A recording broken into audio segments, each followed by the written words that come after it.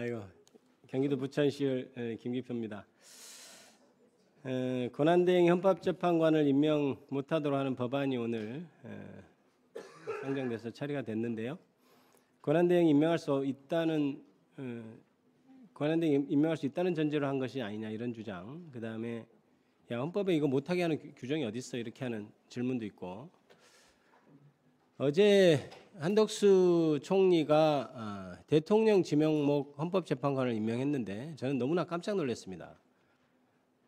제가 법조인의 상식으로서 대통령 지명 몫은 실제 대통령이 하는 것이지 대행이 하는 것은 아니라고 저는 알고 있고, 오늘 다른 당의 법조인 출신 의원님들이 얘기할 때도 설마 내심으로 그렇게 생각할까 하는 생각을 여전히 저는 가지고 있습니다.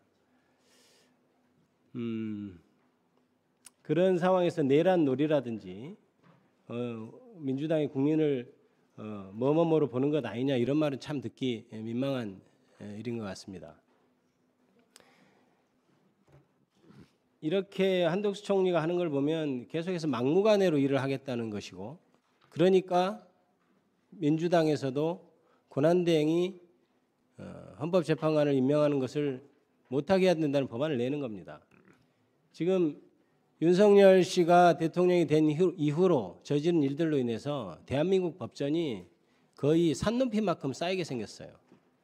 당연하다고 생각한 거를 안 하고, 당연하다고 생각한 것을 저렇게 하면 안 된다, 안 하는 게 당연하다고 생각한 것을 하니까 모든 법에 이렇게 안 할 때는 어떻게 해야 되고 이렇게 할 때는 어떻게 하고를 지금 규정해야 되는 그런 상황이 지금 벌어지고 있는 것입니다. 아까 통과된 법도 그런 취지죠. 오늘 법무부 차관님 한 말씀도 안 하셨는데, 네. 그 헌법재판관 어제 총리가 지명할 때 혹시 한덕수 총리가 의논을 하던가요? 법무부 차관이면 뭐 정부의 법률 보조 논의를 하는 분이니까요. 어떻든가요? 그거에 대해서는 국무위원들을 상대로 해서 설명을 하셨고, 사전에 뭐 제가 뭐 건의를 한다거나 상의하거나 의견을 냈습니까? 의견을 냈어요? 의견 내는 사항은 아니었고, 그 발표하시기 전에 이러이러한 경위로 하게 됐다라고 국무위원들과 정부위원들 상대로 설명을 하고 2024년 12월 26일 한덕수 총리는 대통령 권한대행은 헌법기관 임명을 포함한 대통령의 중대한 고위권한 행사는 자제하라는 것이 우리 헌법과 법률에 담긴 일관된 정신이다. 또 헌법기관 임명이라는 대통령의 고위권한을 행사하라고 대통령 권한을 압박하고 있는데, 대통령 권한대행은 대통령의 고유권한 행사를 자제하고 안정된 국정 운영에만 전념하라는 우리 헌정 질서의 또 다른 기본 원칙마저 훼손될 우려가 있다. 이렇게 얘기한 사람이 어제 갑자기 대통령 몫인 헌법재판관을 지명하겠다고 하는데 법무부 의견도 안 듣던가요? 예, 그 부분은 저는 그러니까 두 가지 측면이 있다고 생각합니다. 첫 번째는 이제 고리와 사고의 차이점이라는 부분이고, 두 번째는 이게 이제 헌법재판관 총 9명 임명할 때 국회 선출 3명과 대법원장 지명 3명 몫은 국가 원수 자격에서 임명하는 반면에, 그렇죠. 이 3명은 행정부 수반으로서 임명하는 것으로 일반적으로 해석됩니다. 그러면 한덕수 대행이 3명을 지명한 것은 행정부 수반의 자격으로 산 부분이라서 차원이 좀 다르다는 측면. 그거는 진짜 차관님의 독자적인 학설에 불과하다고 생각합니다. 지금 국민의힘 의원들도 자꾸 지금 거리와 승계를 구분하지 않고 합쳐서 얘기를 하는 것 같아요.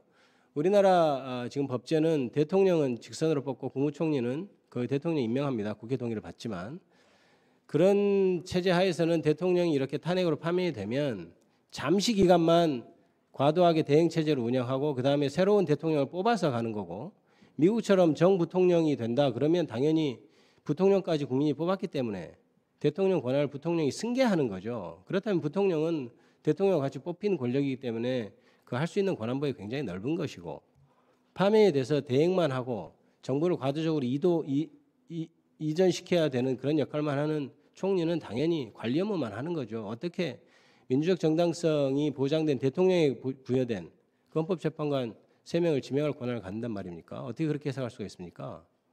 예? 말씀해 보세요.